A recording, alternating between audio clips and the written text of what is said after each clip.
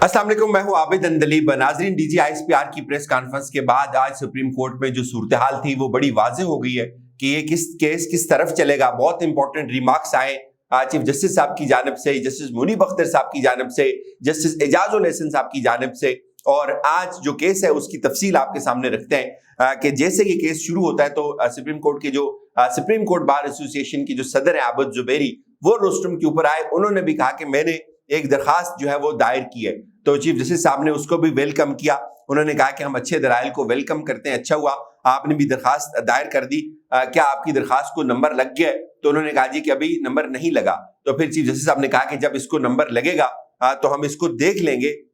फिर जो तहरीक इंसाफ के जो वकील थे, इमरान खान साहब के जो वकील थे वो आए रोस्टम के ऊपर। उन्होंने जो दलाइल दिए, उन्होंने आज बड़े जबरदस्त और बड़े शानदार दलाइल दिए। मैं कहूँगा एक तो जो अजीज भंडारी साहब है, उन्होंने कहा जी कि कल DGISPR ने एक प्रेस कॉन्फ्रेंस की और उस पर उन्होंने कहा कि जो सिविलियन है उनका ट्रायल शुरू हो गया है। पहले उन्होंने कहा कि सिविलियन का कोर्ट मार्शल किसी कानून के तहत नहीं हो सकता, जबकि ये बताया गया था कल हमें कि अटॉर्नी जनरल ने ये बताया था कि अभी ट्रायल शुरू नहीं हुआ। तो ये जो ISPR की जो प्रेस कॉन्फ्रेंस है उसके मुताबिक तो ट्रायल शुरू हो चुका है। तो इसमें अटॉर्नी जनरल जो है वो खड़े हो गए। उन्होंने कहा जी कि मैं अपनी बात के ऊपर कायम हूँ।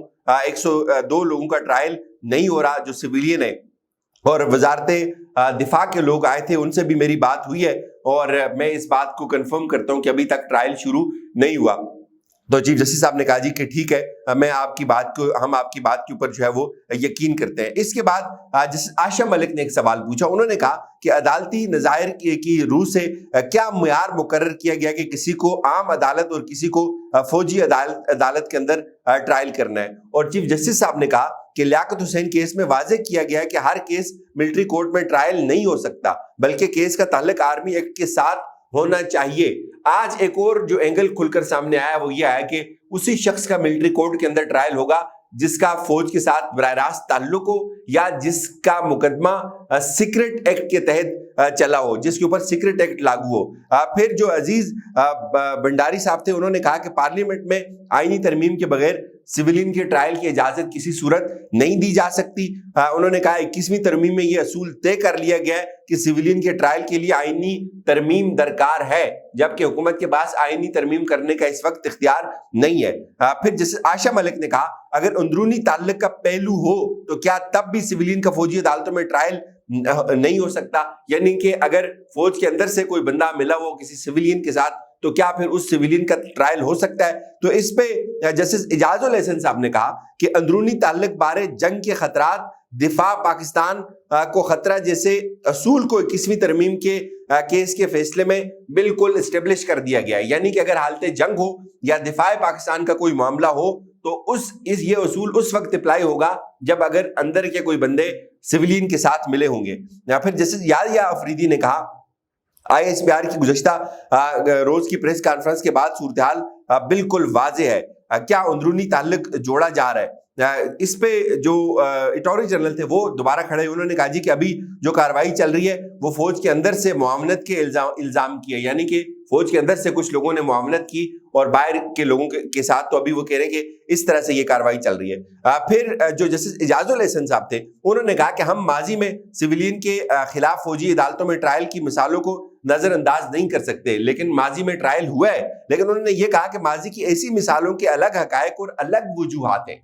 जो अटॉर्नी जनरल का नैरेटिव था कि ट्रायल सिविलियन अदालतों के अंदर हो सकता है, तो इस पे उन्होंने कहा कि जो माजी में हुआ ट्रायल वो अलग वजूहात थी और उस वक्त के हालात और तनाजर अलग था, और माजी की ऐसी मिसालों को आज की मिसालों के साथ नहीं जोड़ के देखा जा सकता।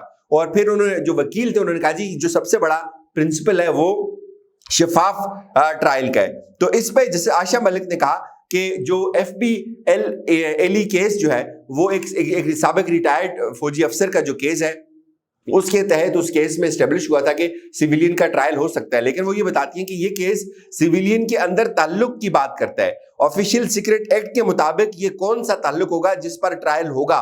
जो कुछ भी होगा वो आईनी तरमीम के बाद ही हो सकता है। हम हवा में बात कर रहे हैं, ہم تو 2D2 کے تحت کون سے جرائم آتے ہیں اس پر بھی ہمیں معاملت چاہیے. یعنی کہ ابھی یہ اسٹیبلش کر رہی ہے سپریم کورٹ کے جو لوگوں کو اٹھایا گیا ہے وہ کس قانون کے تحت اٹھایا گیا ہے, وہ 2D2 کے تحت اٹھایا گیا یا 2D1 کے تحت اٹھایا گیا. یہ دو قانون ہیں جو اس وقت جن کے اوپر زیادہ بات چیت ہو رہی ہے. پھر اٹارنی جنرل اٹھے, انہوں نے کہا جی کہ میں اس کے اوپر اپنی پوری جو معروضات ہیں وہ پیش کروں گا.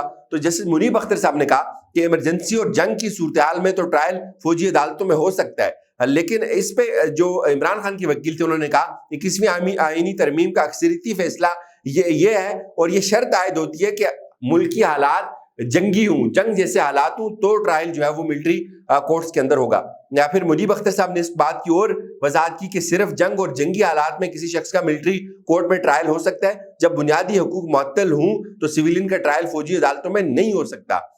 پھر جو وکیل تھے انہوں نے کہا کہ ہمیں آرٹیکل 10A کو دیکھنا ہے. آرٹیکل 10A بنیادی انسانی حقوق کا آرٹیکل ہے, اور پھر آرٹیکل 173 جو ہے جو جوڈیشل سٹرکچر کو دیکھتا ہے کہ جو جج ہے وہ اس کے کیا پرنسپلز ہوں گے, کس شخص کو جج کہا جا سکتا ہے, اور پھر آرٹیکل 9 اور 10 ہے ان کو بھی نظر انداز نہیں کیا جا سکتا. اور یہ تمام آرٹیکلز بھلے الگ الگ ہوں مگر ان کا اطلاق جو ہے وہ بہت جامع ہے. پھر انہوں نے مزید کہا کہ کسی بھی خوشی کے ساتھ اس کی سویلین کی کورٹ مارشل کی اجازت نہیں دی جا سکتی. پھر اس کے بعد سماعت کے اندر وقفہ ہوا, اس کے بعد دوبارہ جو عمران خان کے وکیل تھے وہ آئے, انہوں نے جو دلائل تھے اپنے جاری رکھے. تو اس پہ چیف جسٹس صاحب نے کہا کہ جب آرمی والے کی بات کرتے ہیں تو اس کا آرمی کی سب سے جو اہم چیز ہوتی ہے وہ آرمی آفیسر کا مورال ہوتا ہے, اور اگر مورال متاثر ہو تو اس کا فائدہ دشمن کو ہوتا ہے. اس میں جس اعجاز الحسن صاحب نے پوچھا کہ آفیشیل سیکرٹ ایکٹ کا اطلاق تب ہوتا ہے جب کوئی ایسی چیز ہو جس سے دشمن کو فائدہ پہنچے. عائشہ ملک نے کہا کہ آرمی ایکٹ کے تحت ٹرائل کے لیے جرم آفیشیل سیکرٹ ایکٹ کے تحت ہونا چاہیے.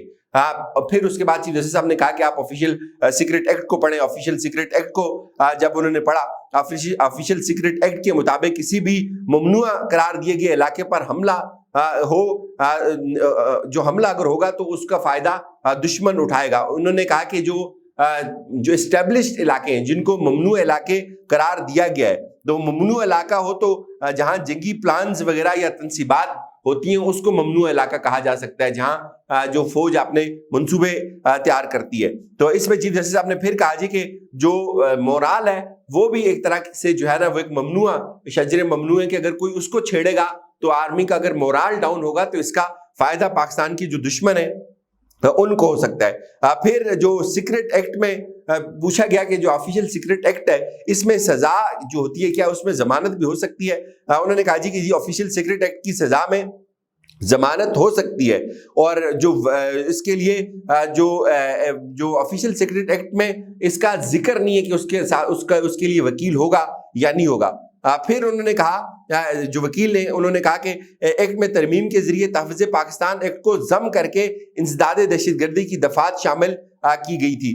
چیف جسٹس صاحب نے یہ کہا کہ شواہد کے بغیر کیسے الزامات کو عائد کیا جاتا ہے, یہ معاملہ سمجھ سے باہر ہے, قانون کے اندر بہت سکم موجود ہے.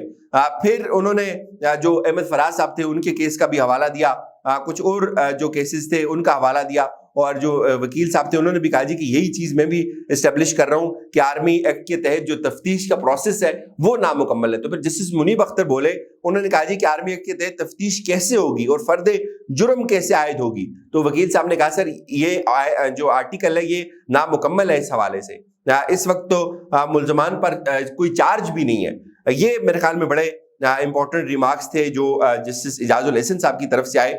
اور پھر جو عمران خان صاحب کے وکیل تھے انہوں نے کہا جی کہ میرے موکل یہ کہتے ہیں کہ آرمی ایکٹ کے تحت ٹرائل کا فیصلہ بدنیتی کے اوپر مبنی ہے, اور عمران خان کے مطابق جو ان کی پارٹی ہے ان کا موقف نہیں چلتا, ان کا میڈیا کے اوپر نام نہیں آتا, ان کے نام لینے کے اوپر بھی پابندی ہے, اور بہت ساری مستند آوازیں جو پاکستان سے باہر بیٹھی ہوئی ہیں وہ بھی یہ کہتی ہیں کہ یہ آرمی ایکٹ کے تحت سویلین کا ٹرائل نہیں ہونا چاہیے, اور ہم یہ چاہتے ہیں کہ جو ٹرائل ہے وہ اوپن کورٹ کے اندر ہونا چاہیے.